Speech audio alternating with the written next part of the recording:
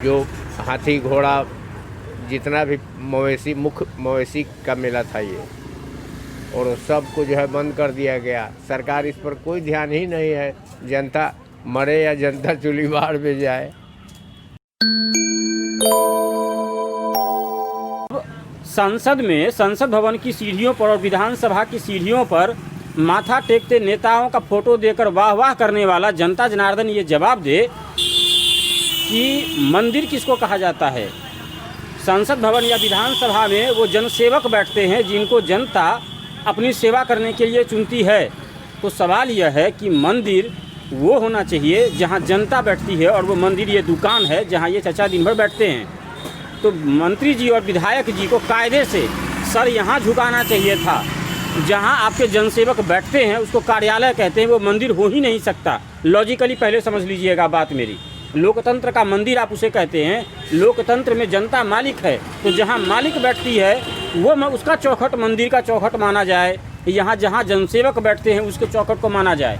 जिस दिन आपने मान लिया, आज सुबह ओम बिरला साहब ने संसद भवन का एक आपको मॉडल पेश किया है। संसद भवन उद्घाटन के लिए तैयार है, लेकिन उस सेम चीज़ों पर ज़रा सोचिएगा कि जनता जनार्दन बेरोजगार हो गई है। इनके लिए ये एक महीना पूरे एक साल का इनकम है। तो एक बड़ी संसद भवन का उद्घाटन करके साहब क्या करेंगे जब जनता सड़क पे आ जाएगी? थोड़ा विचार कीजिएगा। हर साल चलने वाला सोनपुर मेला, जिसे एशिया में माना जाता था, उसको बर्बादी के कगार पर ला करके सुशासन बाबू आप क्या हासिल करेंगे, कौन सा तमगा हासिल करेंगे, ये आप समझ लीजिएगा। चाचा नाम बताइएगा आपको। हमारा नाम हरेश्वर सिंह। ये दुकान आप ही का हुआ। इस बार क्या इम्पैक्ट दिख रहा है इस बार सरकार के नियम का? क्या दिख रहा है कि हम लोग को यहाँ जो स्थिति है, हम लोग खाने के लिए मुहताज हैं, और दूसरा क्या कहा जाए। पिछले साल इस समय में क्या स्थिति रहती थी यहाँ दुकान की?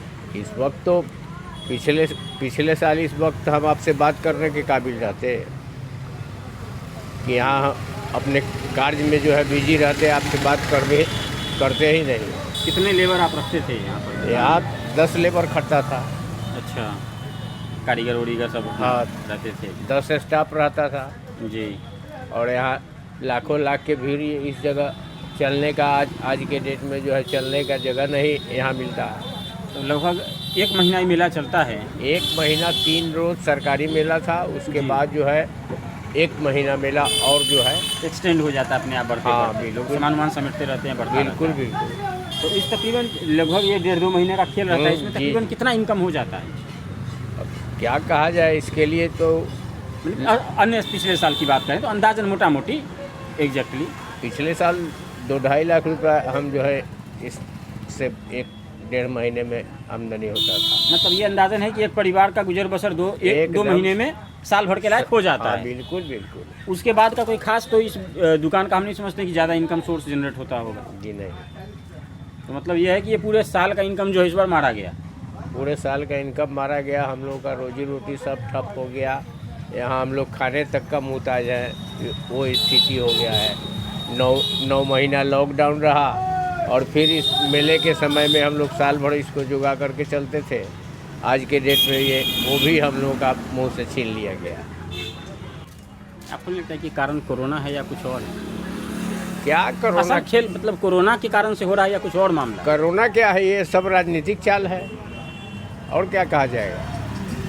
कोरोना इलेक्शन के लिए कोरोना नहीं था। इलेक्शन कराने के लिए एक नॉमिनेशन में 20,000 आदमी नॉमिनेशन में जाते थे, वहाँ कोरोना नहीं था। इस मेले के लिए कोरोना हो गया।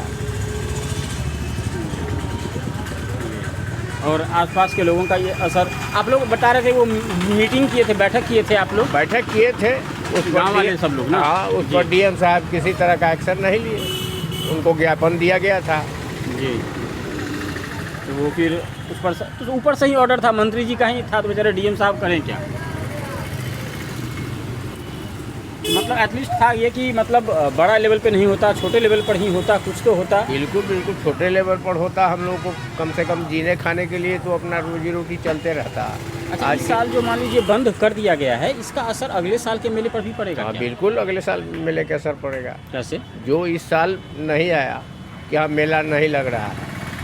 हर प्रोविंस के दुकानदार यहाँ आते थे, पूरे विश्व का एशिया प्रसिद्ध ये मवेशी मेला था, जो इसको बंद कर दिया गया। तो इसे बंद करने का नतीजा है कि कोई भी दुकान हो या कोई भी कारोबार अगर बंद कर दिया जाता है तो फिर उसको खोलने में जो है उसके लिए बहुत सी परेशानियाँ उठाना पड़ता है। जनता इस पर जवाब दे और आपको कहेंगे कि सरकार थोड़ा ऊंचा सुनती है, थोड़ा जोर लगाइएगा, थोड़ी आवाज़ पहुंचाइएगा।